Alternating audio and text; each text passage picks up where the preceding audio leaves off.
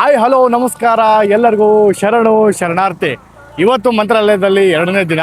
ಈ ಮಂತ್ರಾಲಯದ ಸುತ್ತಮುತ್ತ ಯಾವ್ಯಾವ ಸ್ಥಳಗಳನ್ನು ನೋಡ್ಬೋದು ಅನ್ನೋ ಈ ಒಂದು ವಿಡಿಯೋದಲ್ಲಿ ಪೂರ್ತಿ ಪ್ಯಾಕೇಜ್ ಇರುತ್ತೆ.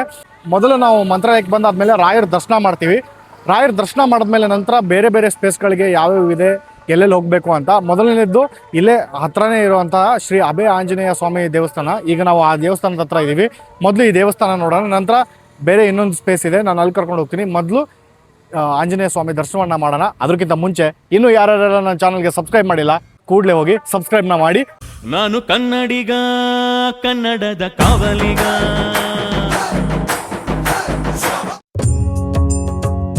ಶ್ರೀರಾಮ್ ಜಯ ರಾಮ್ ಜಯ ರಾಮ್, ಶ್ರೀರಾಮ್ ಜಯ ರಾಮ್. ನಾವು ನಾರ್ಮಲ್ ಆಗಿ ಎಲ್ಲ ದೇವಸ್ಥಾನಗಳಲ್ಲಿ ಆಂಜನೇಯ ಸ್ವಾಮಿನ ಈ ಕಡೆ ಹೊಳ್ಳಿರುವಂಥ ಮುಖದಲ್ಲಿ ನೋಡ್ತೀವಿ. ತುಂಬ ರೇರ್ ನಾವು ಸೀದಾ ನಿಂತಿರುವಂಥ ಆಂಜನೇಯ ಸ್ವಾಮಿಯನ್ನು ನೋಡೋದು. ಇದು ತುಂಬ ಹೈಟ್ ಆಗಿರುವಂಥ ಆಂಜನೇಯ ಸ್ವಾಮಿ ದೇವಸ್ಥಾನ. ಬನ್ನಿ ಒಳಗಡೆ ಹೋಗೋಣ, ದೇವರ ಒಂದು ಆಶೀರ್ವಾದ ಪಡ್ಕೊಂಡು ಮತ್ತೆ ಆಚೆ ಬರೋಣ. ಶ್ರೀರಾಮ್ ಜಯ ರಾಮ್ ಜಯ ರಾಮ್, ಶ್ರೀರಾಮ್ ಜಯ ರಾಮ್ ಜಯ ರಾಮ್, ಶ್ರೀರಾಮ್ ಜಯ ರಾಮ್ ಜಯ ರಾಮ್. ಅಭಯ ಆಂಜನೇಯ ಸ್ವಾಮಿ ದೇವಸ್ಥಾನವು 2021ರಲ್ಲಿ ನಿರ್ಮಿಸಲ್ಪಟ್ಟ ಸುಂದರ ಆಧ್ಯಾತ್ಮಿಕ ತಾಣವಾಗಿದೆ. ಇಲ್ಲಿನ ಮುಖ್ಯ ಆಕರ್ಷಣೆ ಏನೆಂದರೆ ಬಲಗೈಯಲ್ಲಿ ಅಭಯ ಮುದ್ರೆ ಮತ್ತು ಎಡಗೈಯಲ್ಲಿ ಗದೆಯನ್ನು ಹಿಡಿದು ನಿಂತಿರುವ ಸುಮಾರು 32 ಅಡಿ ಎತ್ತರದ ಭವ್ಯವಾದ ಆಂಜನೇಯನ ವಿಗ್ರಹ. ನೀವು ಕೂಡ ಮಂತ್ರಾಲಯಕ್ಕೆ ಹೋದರೆ ಈ ಪ್ಲೇಸ್ನ ಮಿಸ್ ಮಾಡದೆ ವಿಸಿಟ್ ಮಾಡಿ.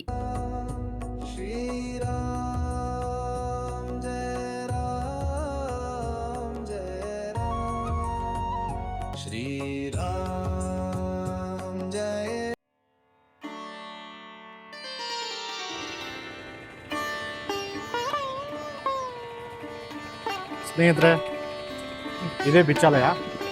ನಿಮಗೆ ಮಂತ್ರಾಲಯದಿಂದ ಇಲ್ಲಿಗೆ ಬರೋಕ್ಕೆ ಆಟೋಗಳಿದೆ. ಇಲ್ಲಿ ನೋಡ್ಬೋದು, ಇದೆಲ್ಲ ಆಟೋಗಳು ಅಲ್ಲಿಂದನೇ ಬಂದಿರೋದು. ನಿಮ್ಗೆ ಅಲ್ಲೆಲ್ಲ ಕೂಗ್ತಾ ಇರ್ತಾರೆ ಹೊರಗಡೆ ಬಂದ ತಕ್ಷಣ, ಬಿಚ್ಚಾಲಯ ಪಂಚಮುಖಿ ಅಂತ. ನೀವೆಲ್ಲಿಂದ ಬರ್ಬೋದು. ಭಿಕ್ಷಾಲಯ ಅಂತ ಹೇಳ್ತಾರೆ, ಮೂಲತಃ ಭಿಕ್ಷಾಲಯ ಅರ್ಥ ಅಂದ್ರೆ ಬೆಂಕಿ ಇಲ್ದನೆ ಅನ್ನ ಮಾಡೋದು. ಆಕ್ಚುಲಿ ಯಾರ ಕೈಲಿ ಮಾಡೋಕೆ ಆಗೋದಿಲ್ಲ.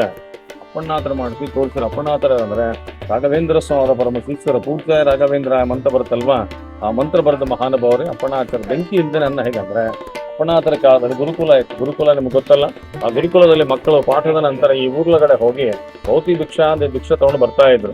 ಬಂದಿರ್ತಕ್ಕಂಥ ಅಕ್ಕಿ ಮತ್ತು ಬೆಳೆನ ಒಂದು ಬಟ್ಟೆ ಗಂಟಲ್ಲಿ ಕಟ್ಟಿ ಈ ಬೃಂದಾವನ ಕಾಣ್ತಾ ಇದೆಯಾ, ಅದರ ಹಿಂದೆ ಅಪ್ಪಣ್ಣಾತರ ಕಾಲದಲ್ಲಿ ದೊಡ್ಡ ಅರಳಿ ವೃಕ್ಷ ಆಯ್ತು. ಆ ವೃಕ್ಷ ಇಲ್ಲ, ಬಿದ್ದೋಗಿದೆ.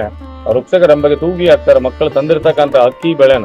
ಆಮೇಲೆ ಅಪ್ಪಣ್ಣಾಚಾರ್ಯ ಏನ್ ಮಾಡ್ದ, ಉಗ್ರ ನರಸಿಂಹ ಸ್ವಾಮಿ ಪೂಜೆ ಅಭಿಷೇಕ ಮಾಡಿ ಹೇಳ್ತೀರಾ. ಆಂಜನೇಯ ಸ್ವಾಮಿ ಕಾಣ್ತಾ ಇದೆಯಾ, ಇದೇ ಆಂಜನೇಯ ಸ್ವಾಮಿ ಅಪ್ಪಣ್ಣಾತರ ಪೂಜೆ ಮಾಡಿ ಅಭಿಷೇಕ ಮಾಡ್ತಾ ಇದ್ದಾರೆ. ಅಭಿಷೇಕ ಮಾಡಿರ್ತಕ್ಕಂಥ ತೀರ್ಥ ಅಪ್ಪಣ್ಣಾತರಿಗೆ ಪ್ರೋಕ್ಷಣೆ ಮಾಡ್ತಾ ಇದ್ದಾರೆ. ಅದೇನಾಗ್ತಾ ಇತ್ತು ಅಂದ್ರೆ ಪ್ರೋಕ್ಷಣೆ ಮಾಡಿದ ತಕ್ಷಣವೇ ಅಭಯಾಡು ಬಿಸಿ ಬಿಸಿಯಾಗಿ ಅನ್ನ ಆಗ್ತಾ ಇತ್ತು. ಆ ತಾಣಕ್ಕೆ ಭಿಕ್ಷಾಲಯ ಅಂದ್ರೆ ರಾಘವೇಂದ್ರ ಸ್ವಾಮಿ ಅವರು ಇಲ್ಲಿ ಬಂದು 13 ವರ್ಷಗಳ ಕಾಲ ಇಲ್ಲೇ ಇದ್ರು ಅಪ್ಪಣ್ಣಾಚಾರ ಜೊತೆಯಲ್ಲಿ. ಆ 13 ವರ್ಷ ಇದ್ದ ಕಾಲದಲ್ಲಿ ಈ ಬೃಂದಾವನ ಕಾಣ್ತಾ ಇದೆಯಾ, ಈ ಜಾಗದಲ್ಲಿ ಸಾಕ್ಷಾತ್ ರಾಯರು ಕೂತ್ಕೊಂಡ್ಬಿಟ್ಟು 13 ವರ್ಷಗಳ ಕಾಲ ಹೋಮ ಜಪ ಮಾಡ್ತಕ್ಕಂಥ ಸ್ಥಳ. ಇದಕ್ಕೊಂದು ಮಾಮೂಲಿ ಜಾಗ ಅನ್ಕೋಬೇಡಿ, ತುಂಬಾ ಜಾಗೃತವಾದ ಸ್ಥಳ ಇದು. ಇದಕ್ಕೊಂದು ಏಕಶಿಲಾ ಬೃಂದಾವನ ಅಂತ ಹೇಳ್ತಾರೆ. ಏಕಶಿಲಾ ಅಂದ್ರೆ ಒಂದೇ ಕಲ್ಲಲ್ಲಿ ಮಾಡಿರ್ತಕ್ಕಂಥ ಬೃಂದಾವನ. ಚೆನ್ನಾಗಿ ನೋಡಿ, ಒಂದೇ ಕಲ್ಲು. ಈ ತರ ಬೃಂದಾವನ ನೋಡಕ್ ನಿಮಗೆ ಎಲ್ಲೂ ಸಿಗಲ್ಲ. ಈ ನೀವು ನೋಡ್ತಕ್ಕಂಥ ಬೃಂದಾವನ ಅಪ್ಪಣ್ಣಾಚ ಬೃಂದಾವನ ಅಲ್ಲ, ಇದು ಅಪ್ಪಣ್ಣಾಚ ಪ್ರತಿಷ್ಠಾಪನೆ ಮಾಡಿದ ರಾಯರು ಏಕಶಿಲಾ ಬೃಂದಾವನ. ಇವತ್ತಿಗೂ ಬೆಳಿಗ್ಗೆ 4:15 ಸುಮಾರು ಅಪ್ಪಣ್ಣಾತರ ಮತ್ತು ರಾಯರು ಇಲ್ಲಿ ಬಂದು ಇವತ್ತಿಗೂ ಸ್ನಾನ ಮಾಡಿ ಹೋಗ್ತಾರೆ ಅಂತ ಪ್ರತೀತಿ ಇದೆ. ನೀವೆಲ್ಲ ಟಿವಿ ಸೀರಿಯಲ್ ನೋಡಿರ್ಬೋದು, ಅಪ್ಪಣ್ಣಾತರ ಬರ್ತಾ ಇರ್ತಾರೆ, ನದಿಯೆಲ್ಲ ದಾರಿ ಬಿಟ್ಟರೆ ನೋಡಿರ್ಬೋದು. ಆ ಜಾಗ ಇದೇ ಜಾಗನೇ. ಇಲ್ಲಿಂದ ಅಪ್ಪಣ್ಣಾಚರ ಮಂತ್ರಾಲಯಕ್ಕೆ ಹೋಗೋದ್ರೊಳಗೆ ಬೃಂದಾವನ ಕಂಪ್ಲೀಟ್ ಆಗಿ ಮುಗಿದು ಹೋಗಿರುತ್ತೆ. ಆ ಬೃಂದಾವನ ನೋಡಿ ಕ್ಷಣವೇ ಅಪ್ಪಣ್ಣಾಚ 3 ಚೋಕ್ ಕೆಳಗಡೆ ಬೀಳ್ತಾರೆ. ಆಗ ರಾಯರು ಬೃಂದಾವನ ಒಳಗಿಂದೇ ಅಪ್ಪಣ್ಣಾತರಿಗೆ ಹೇಳ್ತಾರೆ, ಅಪ್ಪಣ್ಣ ಪ್ರತಿನಿತ್ಯ ನನ್ನ ದರ್ಶನಕ್ಕೆ ಮಂತ್ರಾಲಯಕ್ಕೆ ಬರ್ಬೇಡ, ನಾನು 13 ವರ್ಷ ಇಲ್ಲಿ ಕೂತ್ಕೊಂಡು ಹೋಮ ಜಪ ಮಾಡ್ತಾ ಇದ್ನು. ಆ ಜಾಗದಲ್ಲಿ ಬೃಂದಾವನ ಪ್ರತಿಷ್ಠಾಪನೆ ಮಾಡು, ನಿನ್ನ ಜಾಗಕ್ಕೆ ನಾನೇ ಬರ್ತೇನೆ ಅಂತ ಹೇಳಿದಾಗ ತಿರ್ಗಾ ಅಪ್ಪಣ್ಣಾತರಲ್ಲಿಂದರಿಗೆ ಬಂದು ಏಕಶಿಲಾ ಬೃಂದಾವನ ಪ್ರತಿಷ್ಠಾಪನೆ ಮಾಡಿದ ರಾಯರು ಜ್ಯೋತಿ ರೂಪದಲ್ಲಿ ಬಂದ ಅಪ್ಪಣ್ಣಾತರಿಗೆ ದರ್ಶನ ಕೊಟ್ಟರು. ರಾಯರಿಗೆ ಪ್ರತಿನಿತ್ಯ ಊಟ ಮಾಡೋ ಸಮಯದಲ್ಲಿ ಕಡ್ಲಿ ಬೇಳಿ ಚಟ್ನಿ ಮತ್ತು ಮಸ್ತಿ ಕಾಳು ಬಂದ್ರೆ ತುಂಬಾ ಇಷ್ಟ. ಅಪ್ಪಣ್ಣಾತರ ಕೂತು ರುಬ್ಬುತ್ತಾ ಇದ್ರ ಯೂಸ್ ಒಳಕಲ್ಲ ರುಬ್ಕೊಂಡು ಮೇಲಿದೆ ಹೋಗ್ತಾ ನೋಡ್ಕೊಂಡು ಹೋಗ್ಬೋದು. ನಿಮಗೆ ಇನ್ನೊಂದು ಸ್ಪೆಷಲ್ ಅಂದ್ರೆ ಅಪ್ಪಣ್ಣಾತರ ವಂಶಸ್ಥರು ಈಗಲೂ ಇದ್ದಾರೆ. ಅವರ ಅಷ್ಟೋತ್ತರ ಶತಸೇವಾ ಮುಂಚೆಲ್ಲ ವಾರದಲ್ಲಿ 3 ದಿನ ಮಾತ್ರ ಅನ್ನದಾನ ಮಾಡ್ತಾರೆ. ನಾಳೆಯಿಂದ ಪ್ರತಿನಿತ್ಯ ಪ್ರಾರಂಭ ಮಾಡ್ತಾರೆ. ಪ್ರತಿನಿತ್ಯ 1,000 ಅನ್ನದಾನ ಆಗತ್ತೆ. ಬಟ್ ಅನ್ನದಾನ ಕೊಡ್ಬೇಕಂತೂ ಯಾರಿಗೇನು ಫೋರ್ಸ್ ಯಾರಿಗೂ ಇಲ್ಲ. ಇಲ್ಲಿ 108 ರೂಪಾಯಿ ಕೊಟ್ಟರೆ ಜನರಲ್ಲಿ ಪಂಚಾಮೃತ ಆಗತ್ತೆ, ಕೊಡ್ಬೋದು, ರಿಸೀವ್ ಕೊಡ್ದ. ಬಟ್ ಅನ್ನದಾನಕ್ಕೆ ಹೋಗಲ್ಲ. ನಿಮಗೆ ಅನ್ನದಾನ ಮಾಡಿಸ್ಬೇಕು ಅಂತ ನಿಮ್ಮ ಮನಸ್ಸಲ್ಲಿ ಇರ್ತಾರೆ. 508 1,008 ರೂಪಾಯಿ ಕೊಟ್ರೆ ಫೋಟೋ ತೆಗಿಬೇಡಿ. ಅದು ಒಂದು ತಿಂಗಳ ಅನ್ನದಾನ ಆಗತ್ತೆ. ಅದು ವಾರದಲ್ಲಿ 1 ದಿನ ಮಾತ್ರ ಆಗತ್ತೆ. ಇಲ್ಲ 1 ತಿಂಗಳ ಪ್ರತಿನಿತ್ಯ ಅನ್ನದಾನ ಆಗ್ಬೇಕಂದ್ರೆ 1,508 2,508 ಕೊಟ್ರೆ 31 ದಿನ ಅಷ್ಟೋತ್ತರ ಅನ್ನದಾನ ಮಾಡಿ. ಅದನ್ನ ಏನು ವಿಶೇಷ ಅಂದ್ರೆ ಮಕ್ಕಳ ವಿದ್ಯೆ, ಆಯುಷ್, ಆರೋಗ್ಯ, ಮದುವೆಗೋಸ್ಕರ ಪ್ರತಿ ಗುರುವಾರ ಇಲ್ಲಿ ಹೋಮಗಳು ಮಾಡ್ತಾರೆ. ಅಲ್ಲಿಂದ ಪ್ರಾಬ್ಲಮ್ ಸಹ ಬರ್ಕೋತಾರೆ. ಮತ್ತೆ ನೀವು ದುಡ್ಡೇ ಕೊಡ್ಬೇಕಂತಿಲ್ಲ, ಆನ್ಲೈನ್ ಸಹ ಮಾಡಬಹುದಿಲ್ಲ. 5,008 ಕೊಟ್ರೆ 1 ವರ್ಷ ಆಗತ್ತೆ. 10,008 ಕೊಟ್ರೆ ಶಾಶ್ವತ ಅನ್ನದಾನ ಸೇವ್ ಆಗತ್ತೆ. ಅದು 1 ದಿನ 1 ವರ್ಷ ಅಂತಲ್ಲ, ನಿರಂತರವಾಗಿ ಪ್ರತಿನಿತ್ಯ ನಿಮ್ಮ ಹೆಸರು ಅನ್ನದಾನ ಆಗ್ತಾ ಇರುತ್ತೆ. ಮನೆ ಹೊರಗಡೆ, ಆಫೀಸ್, ದುಡ್ಡು, ಮದುವೆ, ನಾಗದೋಷ ಅದರ 100% ಒಳಗೆ 70-80% ಖಂಡಿತ ಮುಗಿದೋಗತ್ತೆ. ಕೆಲವೊಂದು ಜನ ನಮಗೆ ಫೋನು ಮಾಡಿ ಹೇಳ್ತಾ ಇದ್ದಾರೆ, ಸ್ವಾಮಿ ನೀವು ಹೇಳಿದ ಆಗಿದೆ ಅಂತ. ನಾವು ಮಾಡೋದು ಏನೂ ಇಲ್ಲ. ರಾಯರಿಗೆ ಇಷ್ಟವಾದ ಮಂತ್ರ 1,800 ಹೇಳೋ ಸಮಯದಲ್ಲಿ ನಿಮ್ಮ ಹೆಸರು, ನಿಮ್ಮ ಗೋತ್ರ, ನಿಮ್ಮ ನಕ್ಷತ್ರ, ನಿಮ್ಮ ಬೇಡಿಕೆ, ಲಾಸ್ಟ್ ಒಂದೇ ಹೇಳುತ್ತೆ ನಿಮಗೆ ಯಾವುದೇ ರೀತಿಯ ತೊಂದರೆ ತಾಪತ್ರಗಳು ಇರಬಾರ್ದು ಅಂತ ರಾಯರ ಹತ್ರ ಪ್ರಾರ್ಥನೆ ಮಾಡ್ಕೋತೀವಿ. ಇದ್ರೆ ನನಗ್ ಗೊತ್ತಿಲ್ಲ, ನಾನು ಒಪ್ಕೋತಾರೆ, ರಾಯರಿಗೆ ಗೊತ್ತಿದ್ರೆ ಆಮೇಲೆ ನಿಮ್ಮ ಬೇಡಿಕೆನ ಬರ್ಕೋತಾರೆ. ಅದು ವಿಶೇಷ. ಪ್ರತಿನಿತ್ಯ ನಿಮ್ಮ ಹೆಸರು ಸಂಕಲ್ಪ ಆಗತ್ತೆ. ಏನೋ ನಾನು ಹೇಳಿದೆ ದುಡ್ಡು ಕೊಟ್ಟು ಹೋದ್ರೆ ಅಂತಲ್ಲ, ಕೆಲವೊಂದು ಜನಕ್ಕೆ 15 ದಿನ ಬೇಡ, 20 ದಿನ ರಿಸಲ್ಟ್ ನಿಮಗೆ ಗೊತ್ತಾಗಿದೆ. ಇಲ್ಲ ಫೋನ್ ಕೂಡ ಮಾಡಿ ಕಾಂಟ್ಯಾಕ್ಟ್ ಮಾಡ್ಬೋದು. ಈ ಮಂತ್ರಾಕ್ಷತೆ ಕೊಡ್ತಾ ಇರ್ತವೆ, ದಯವಿಟ್ಟು ಅನ್ನದಾನ ಕೊಡಿ. ನಾಳಿಂದ 1000 ಜನ ಮತ್ತೆ ನಿಮ್ಮ ಹತ್ರ ಊಟ ಮಾಡ್ತಾರೆ.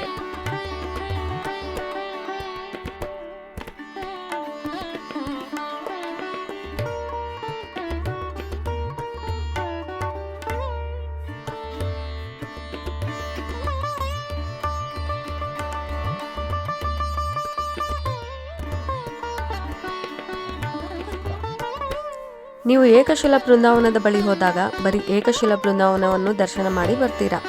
ಆದರೆ ಅಲ್ಲೇ ಪಕ್ಕದಲ್ಲಿ ಇರುವಂಥ ಬಿಚ್ಚಲಮ್ಮ ದೇವಸ್ಥಾನಕ್ಕೂ ಕೂಡ ವಿಸಿಟ್ ಮಾಡಿ. ಯಾಕಂದರೆ ಇದು ಈ ಊರಿನ ಆದಿದೇವತೆ. ಅದಕ್ಕೆ ಈ ಊರಿಗೆ ಬಿಚ್ಚಲ ಎಂಬ ಹೆಸರು ಬಂದಿದೆ ಅಂತ ಊರಿನ ಗ್ರಾಮಸ್ಥರು ಹೇಳುತ್ತಾರೆ. ಈ ದೇವಸ್ಥಾನವನ್ನು ಬೆಲ್ಲ ಮತ್ತು ಬಾಳೆಹಣ್ಣಿನಿಂದ ನಿರ್ಮಿಸಿದ್ದಾರೆ ಎಂದು ಹೇಳಲಾಗುತ್ತಿದೆ. ನೀವು ಕೂಡ ಮಿಸ್ ಮಾಡದೆ ಈ ತಾಯಿಯ ದರ್ಶನವನ್ನು ಪಡೆದುಕೊಂಡು ಬನ್ನಿ.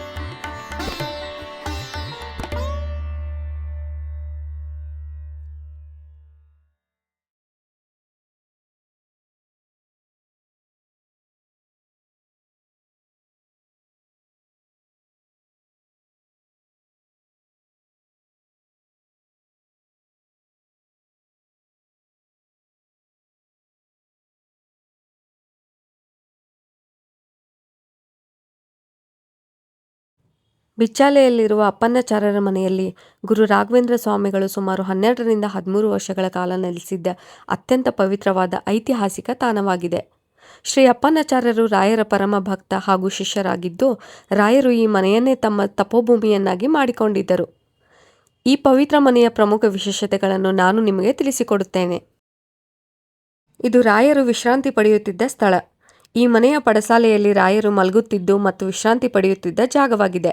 ರಾಯರು ತಮ್ಮ ಆರಾಧ್ಯ ದೈವವಾದ ಶ್ರೀ ಮೂಲರಾಮ ದೇವರ ಪೂಜಾ ಪೆಟ್ಟಿಗೆಯನ್ನು ಇಟ್ಟು ಪ್ರತಿದಿನ ಪೂಜೆ ನೆರವೇರಿಸುತ್ತಿದ್ದರು. ಇದು ಪ್ರಾಚೀನ ಕಾಲದ ಒರಳು ಅಂದರೆ ರುಬ್ಬುವ ಕಲ್ಲು. ಅಪ್ಪನ್ನಾಚಾರ್ಯರು ರಾಯರಿಗೆ ಅತ್ಯಂತ ಪ್ರಿಯವಾಗಿದ್ದ ಕಡಲೆಬೇಳೆ ಚಟ್ನಿ ಮತ್ತು ನೈವೇದ್ಯ ತಯಾರಿಸಲು ಬಳಸುತ್ತಿದ್ದ ಹಳೆಯ ಒರಳು ಕಲ್ಲು. ಈ ಒರಳು ಕಲ್ಲನ್ನು ಭಕ್ತರು ಇಂದಿಗೂ ಇಲ್ಲಿ ನೋಡಬಹುದು. ಈ ಮನೆಯ ಪುನರ್ ನಿರ್ಮಾಣ 27ನೇ ಶತಮಾನದ ಈ ಮೂಲ ಮನೆ 2009ರ ತುಂಗಭದ್ರಾ ನದಿಯ ಮಹಾಪ್ರವಾಹದಲ್ಲಿ ಹಾನಿಗೊಳಗಾಗಿತ್ತು. ನಂತರ ಅದರ ಪಾವಿತ್ರ್ಯತೆ ಕೆಡದಂತೆ ಅದೇ ಮಾದರಿಯಲ್ಲಿ ಸುಂದರವಾಗಿ ಪುನರ್ ನಿರ್ಮಿಸಲಾಗಿದೆ. ಪ್ರಸ್ತುತ ಅಪ್ಪನ್ನಾಚಾರ್ಯರ ವಂಶಸ್ಥರು ಈ ಮನೆಯನ್ನು ಮುನ್ನಡೆಸುತ್ತಿದ್ದು ಬರುವ ಭಕ್ತರಿಗೆ ವಿವರಿಸುತ್ತಿದ್ದಾರೆ.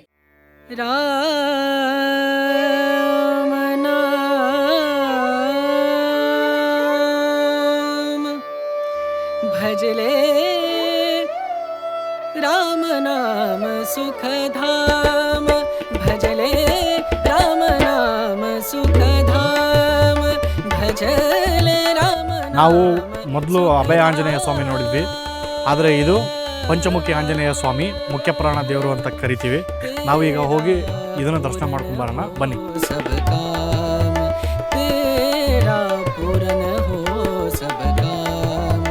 ಭಜಲೆ ರಾಮ ನಾಮ ಸುಖ ಧಾಮ, ಭಜಲೆ ರಾಮ ನಾಮ ಸುಖ ಧಾಮ.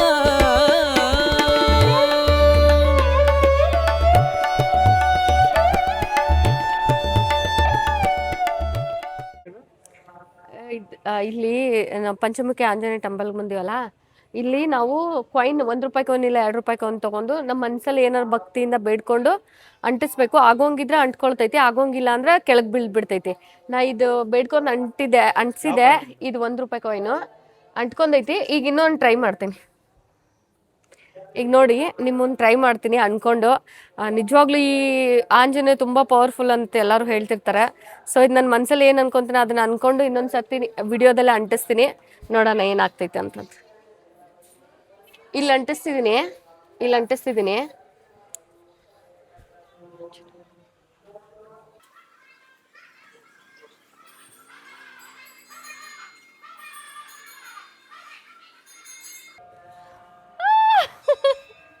ನೋಡಿ ನಾನು ಸೆಕೆಂಡ್ ಟೈಮ್ ಕೂಡ ಅನ್ಸಿನಿ, ಅದನ್ನು ಅಂಟ್ಕೊಂತ ನನ್ನ ಮನ್ಸೋಗಿ ಏನು ಅನ್ಕೊಂಡಿನಿ ಅಂದು ಅಂಟಿಸಿದ್ನಿ.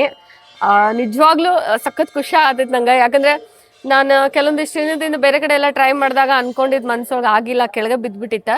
ಬಟ್ ಇವಾಗ ಮಾತ್ರ ಅನ್ಸಿದ್ದೀನಿ, ಅಂಟ್ಕೊಂಡೈತಿ. So I am very happy.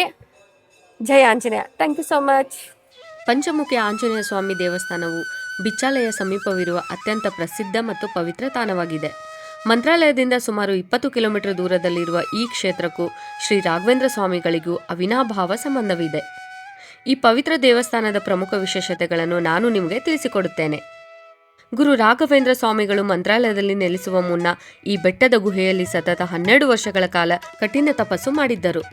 ರಾಯರ ತಪಸ್ಸಿಗೆ ಮೆಚ್ಚಿ ಆಂಜನೇಯ ಸ್ವಾಮಿಯು 5 ಮುಖಗಳಿರುವ ವಿಶಿಷ್ಟ ರೂಪದಲ್ಲಿ ಇಲ್ಲಿ ದರ್ಶನ ನೀಡಿದರು. ಆ 5 ಮುಖಗಳೆಂದರೆ ಪೂರ್ವಕ್ಕೆ ಹನುಮ, ದಕ್ಷಿಣಕ್ಕೆ ನರಸಿಂಹ, ಪಶ್ಚಿಮಕ್ಕೆ ಗರುಡ, ಉತ್ತರಕ್ಕೆ ವರಹ ಮತ್ತು ಹಯಗ್ರೀವ. ಇಲ್ಲಿ ಯಾವುದೇ ಪ್ರತ್ಯೇಕ ವಿಗ್ರಹವಿಲ್ಲ. ಆಂಜನೇಯ ಸ್ವಾಮಿ ದರ್ಶನ ನೀಡಿದ ಬಂಡೆಯ ಮೇಲೆಯೇ 5 ಮುಖಗಳ ವಿಶಿಷ್ಟ ರೂಪವು ನೈಸರ್ಗಿಕವಾಗಿ ಮೂಡಿಬಂದಿದೆ. ದೇವಸ್ಥಾನದ ಹಿಂಭಾಗದ ಬೆಟ್ಟದಲ್ಲಿ ಪ್ರಕೃತಿ ದತ್ತವಾಗಿ ರೂಪುಗೊಂಡಿರುವ ಕಲ್ಲಿನ ಮಂಚ ಮತ್ತು ದಿಂಬು ಹಾಗೂ ಪುಷ್ಪಕ ವಿಮಾನದ ಆಕಾರದ ಬಂಡೆಗಳನ್ನು ಭಕ್ತರು ಕಾಣಬಹುದು. ಈ ಪಂಚಮುಖಿ ಆಂಜನೇಯ ಸ್ವಾಮಿ ದೇವಸ್ಥಾನವು ತುಂಬ ಪವರ್ಫುಲ್ ಆಗಿದೆ. ಇಲ್ಲಿ ನೀವೇನೇ ಭಕ್ತಿಯಿಂದ ಕೇಳ್ಕೊಂಡ್ರೂ ಕೂಡ ಆಂಜನೇಯ ಸ್ವಾಮಿ ಕರುಣಿಸ್ತಾನೆ ಎಂಬ ನಂಬಿಕೆ ಎಲ್ಲರಲ್ಲೂ ಇದೆ. ನೀವು ಕೂಡ ಮಂತ್ರಾಲಯಕ್ಕೆ ಬಂದರೆ ಈ ಪಂಚಮುಖಿ ಆಂಜನೇಯ ಸ್ವಾಮಿ ದೇವಸ್ಥಾನಕ್ಕೆ ಮಿಸ್ ಮಾಡದೆ ವಿಸಿಟ್ ಮಾಡಿ. ನನಗಂತೂ ಈ ದೇವಸ್ಥಾನ ಸಿಕ್ಕಾಪಟ್ಟೆ ಇಷ್ಟ. ಜೈ ಆಂಜನೇಯ. ಜನಗಳಿಗೆ ನೀವು ಒಳ್ಳೆದರ ಹೇಳ, ಕೆಟ್ಟದರ ಹೇಳ, ಖುಷಿಯರ ಹೇಳ, ಅವ್ರ ಕಡೆಯಿಂದ ಏನು ಮಾಡೋಕ್ಕಾಗ್ತೈತಿ? ಏನೂ ಮಾಡೋಕ್ಕಾಗಂಗಿಲ್ಲ. ಕೆಟ್ಟದ ಬಯಸೋರು ಹೊರತಾಗ ಒಳ್ಳೇದಂತೂ ಬಯಸಂಗಿಲ್ಲ. ಸೊ ಅವ್ರಿಗೆ ಏನು ನಮ್ಗೆ ಒಳ್ಳೇದು ಕೆಟ್ಟದ್ದು ಮಾಡೋ ಅಂಥ ತಾಕತ್ತ ಇರಂಗಿಲ್ಲ ಮನುಷ್ಯರಿಗೆ.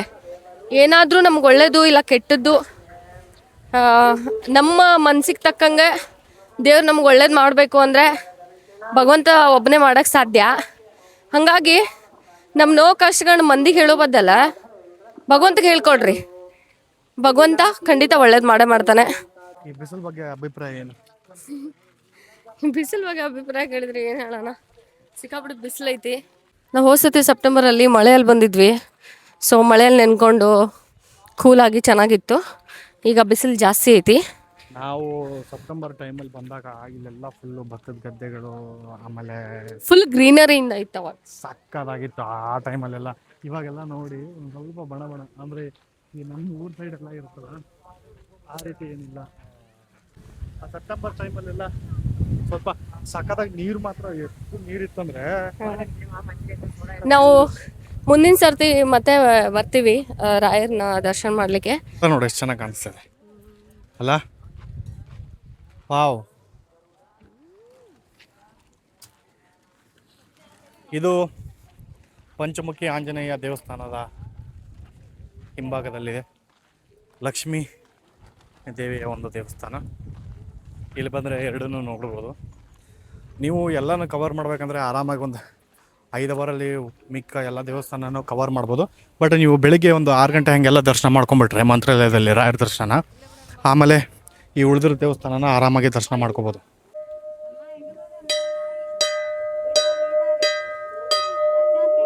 ಪರವಾಗಿಲ್ಲ, ಹೈಟ್ ಆಗಿದೆ ಇವಾಗ. ಏನು ಕುಡಿತಿದೀಯಾ? ಕಾಂಪ್ಲೇನ್ ಕುಡ್ದಿದ್ದೀನಿ, ಅದಕ್ಕೆ ಹೈಟ್ ಆಗಿ.